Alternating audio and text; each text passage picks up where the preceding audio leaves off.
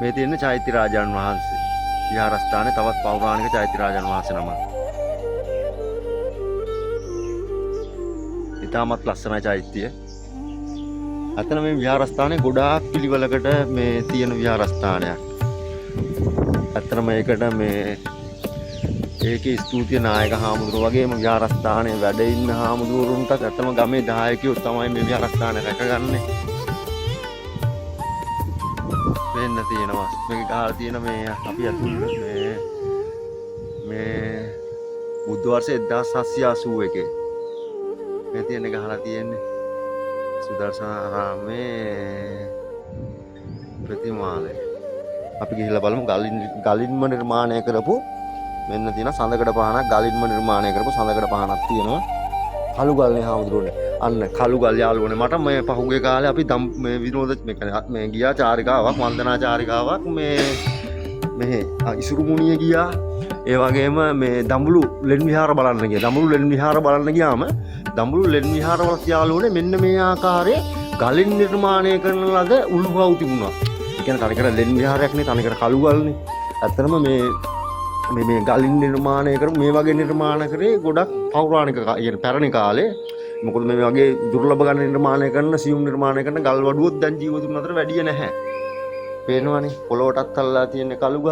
දැන් මම බැලුවා මේ ඇත්තම ලස්සනයි. ඇත්තම ලස්සනයි මේ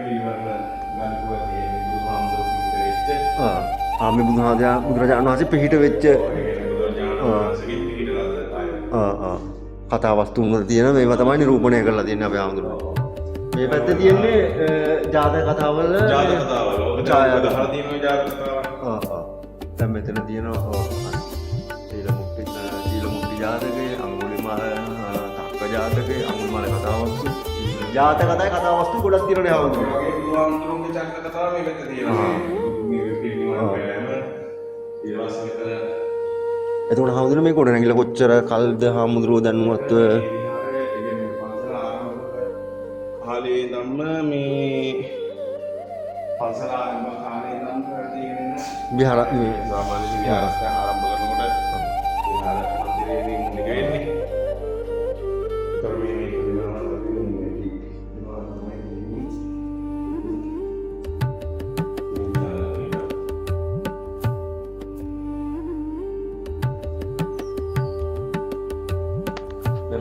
මේ මේ වගේම චෛත්‍යයක් තමයි මේ පැත්තේ තිබිලා තියෙන්නේ. මේ විහාර දෙකේ චෛත්‍ය දෙකක් තිබිලා තියෙන්නේ මේ ප්‍රමාණය. මේ ප්‍රමාණයද? මේ ප්‍රමාණය. අපමාරීනේ ගමේ ඔය දායකයෝ මේ පැත්තේ චෛත්‍ය තමයි උගුරනකට බෙදලා තියෙන්නේ. දැන් මූලික චෛත්‍ය වශයෙන් හාමුදුරුවෝ වන්දනාමාන කරන්නේ මේ චෛත්‍ය රාජන් වහන්සේනේ. දෙකටම එක හා සමානව බුදු පූජාවන් පවත්වනවා.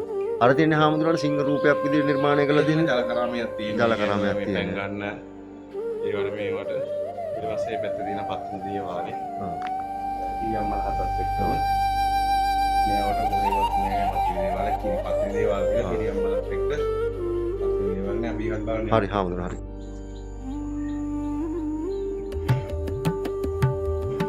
හාමුදුරුවෝ දැනටමත් මල් තියෙනවනේ. මල් තියෙනවා මේ පොකුණේනේ. හාමුදුරුවෝ මේ විෂ්ණු දේවාලනේ.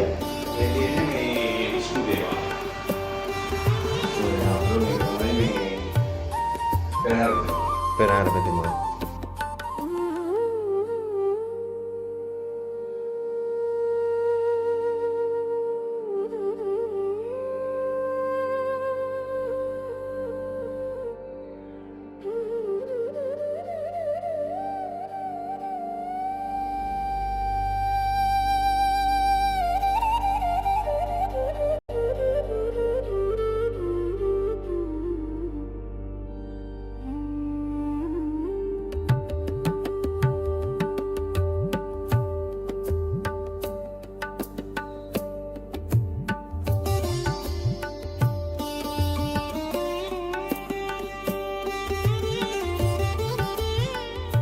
මෙන්න පේනවා නේද යාළුවනේ මෙන්න මේක ඔයාලට ගොඩාක් වැදගත් මේ සමන් දේවාලය.